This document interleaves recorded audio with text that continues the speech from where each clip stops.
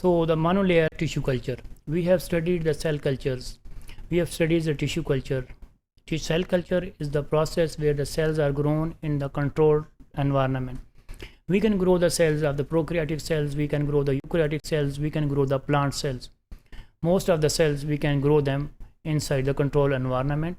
So not the normal environment where the cells are grown is called the cell culture.